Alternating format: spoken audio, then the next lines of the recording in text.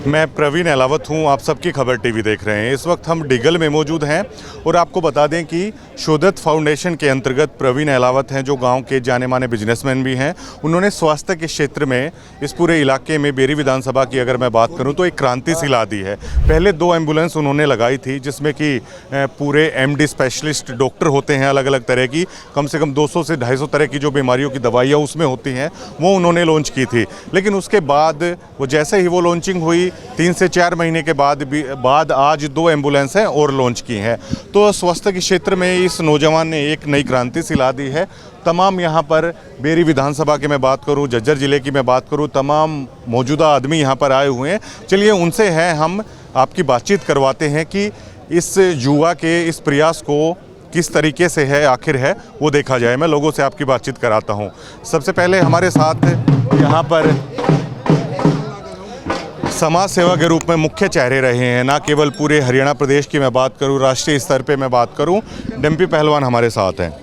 Sir, स्वास्थ्य के क्षेत्र में काफ़ी कुछ किए जाने की ज़रूरत है। देखिए, अगर मैं इस क्षेत्र की बात कर लूं तो खेलों के क्षेत्र में काफ़ी लोग हैं वो लगे हुए हैं, किसानों के लिए लोग लगे हुए हैं। लेकिन मुझे ये लगता है कि स्वास्थ्य के क्षेत्र में पहली बार है कोई आगे आया है जो शोधत फाउंडेशन के अंतर्गत है। बेड़ा लगातार बढ़ाया जा रहा है। डिम्पी पहलवान कैसे देखते हैं इस पहल को?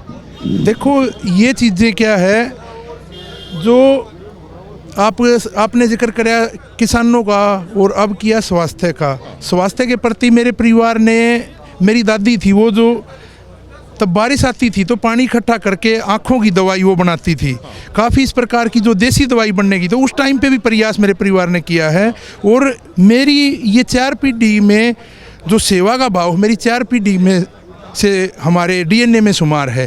मेरे परदादा जी ने आजीवन समाज की सेवा की, जो सूबेदार शोधत ने, उन्होंने पूरा आजीवन समाज की सेवा की। तब हमारी अपनी गांव की गौशाला की नींव रखी गई, तो उस टाइम पे भी वो नींव रखने वालों में से थे और उन्होंने लगातार पूरा जीवन उनमें सेवा की। उसके बाद मेरे दादा अमर सिंह ने गाँव की गौशाला में सेवा की। तो विरासत को आगे बढ़ाकर कैसा लग रहा है आप लोगों को? और देखो, ये तो सब ये जो गांव वाले हैं और ये गवांड है, खाप है, इन लोगों का प्यार प्रेम है। इन लोगों ने इतना मान सम्मान मेरे परिवार को दिया है कि हमारी आने वाली पुश्तें भी उसका एहसान नहीं उतार सकती। और हमने भी पूरा प्रयास किया समाज की जो समाज की उपेक्षा हमारे प्रति जो सोचते हैं, तो उससे अच्छा काम करने की कोशिश हम करें। तो उन्हीं के पद चिन्हों पे हमने भी, तब किसान आंदोलन था तब भी हमने काम किया। अब भी भाई की ये इच्छा थी कि भाई कुछ ऐसा काम किया जाए। फिर एक आध आदमी जैसे डरा देता कि भाई क्या पता चले नहीं चले, तो हमने उनको पूरा ये कहा भाई किसी चीज़ से डरना नहीं होता, हमने सेवा करनी है, हमने किसी से कोई चंदा नहीं लेना, कोई किसी से वो नहीं करना। तो सेवा में कभी भी हिचकना नहीं चाहिए।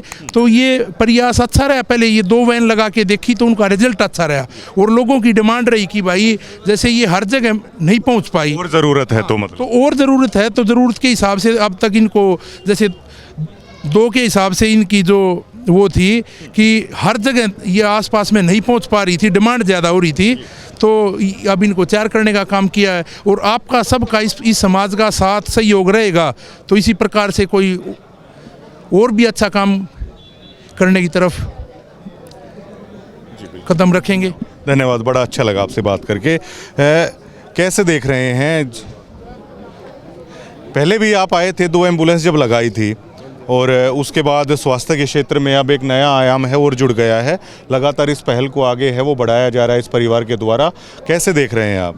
ये बड़े सौभाग्य की बात है। भाई समाज के लिए जहाँ पर 2 वैन थी वहाँ पर 4 करी गई और इससे आगे और भी बढ़ाई जाएंगी जितने लोगों की इच्छा होगी।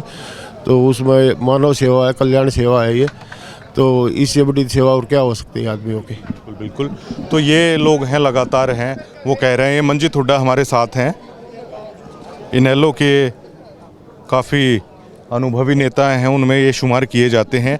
मंजीत भाई, कैसा लग रहा है इस तरह के सामाजिक प्रोग्राम में आके, जहां एक युवा स्वास्थ्य को लेकर इतनी बड़ी मुहिम है वो छेड़े हुए है? प्रवीण भाई, बहुत बढ़िया सराहनीय काम कराया इस भाई ने। हम भगवान से प्रार्थना करते हैं कि ये भाई अपनी ऐसी सोच बनाई रहे ताकि समाज में बहुत अच्छे कार्य हों। इसने जो पैसे का सदुपयोग किया है, जो सरकार भी नहीं करती है ऐसे सराहनीय काम। अब तो देखिए पूरे हरियाणा प्रदेश में मंजीत भाई घूमते रहते हैं, मौजूद लोगों में से एक हैं, तो ऐसा नहीं लगता आपको कि स्वास्थ्य के क्षेत्र में शायद पहली बार किसी ने इतना बड़ा बेड़ा है वो उठाया? हाँ प्रवीण भाई, हमने भी ऐसा सराहनीय काम पहली बार देखा है। जो एक पर्सनल तौर पर जिस भाई ने इतना सराहनीय कार्य किया है, हमारा साथी है, हमने इस पर बहुत गर्व है भाई। बिल्कुल बिल्कुल। तो सभी है इनके प्रयास की है सराहना कर रहे हैं। इनेलो के जिलाध्यक्ष जय भगवान पहलवान हमारे साथ हैं। पहलवान जी, पिछली बार भी आपसे बातचीत हुई थी तो आपने शुभकामनाएं दी थी, बड़ा अच्छा प्रयास है और लगातार आप लोगों का भी सहयोग रहेगा और इस प्रोग्राम को आगे लेके जाएंगे। और देखिए आज वो दिन है, वो आ गया है।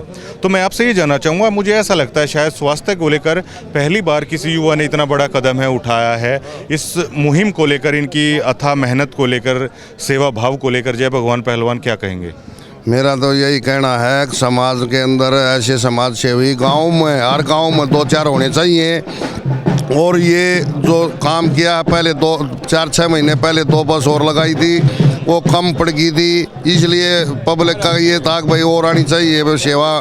तो इन्होंने पब्लिक की आवाज़ सुनी और 2 बसें और लगाई हैं। और ये इतना बड़ा काम है, हर आदमी नहीं कर सकता। साथ में डॉक्टर भी है, नर्स भी है, स्टाफ नर्स भी है। कहीं भी एक हादसा हो जाता है तो उसका ट्रीटमेंट मौके पर मिल जाता है, तो उसका बचने का चांस रहता है। यहाँ अगर कहीं बेरी में या डीगल में या कहीं गोची में कहीं भी एक्सीडेंट हो जाए और मेडिकल में ले जाने में काफ़ी टाइम लगता है, इसलिए इन्होंने ये मुहिम यहीं तैयार कर दी है। अगर जहाँ भी किसी का कोई भी हादसा हो जाता था, वहीं डॉक्टर नर्स ट्रीटमेंट वहीं हाजिर हो जाएगा। ये बहुत बड़ा काम है। मैं इसको, आपको ज़्यादा खुशी है, हाथ में भी लड्डू है अभी तक खाए नहीं? ज़्यादा खुशी के कारण ये यहाँ सभी भाई जितने भी आए हैं काम को बढ़ा के सब लड्डू खा रहे हैं और इसको सभी इसको आशीर्वाद दे रहे हैं। और ये बहुत ही अच्छा काम है और ऐसे ऐसे काम करते रहेंगे। हम इनके साथ खड़े हैं, हमारी कोई मदद की ज़रूरत है, हम उसके लिए तैयार हैं।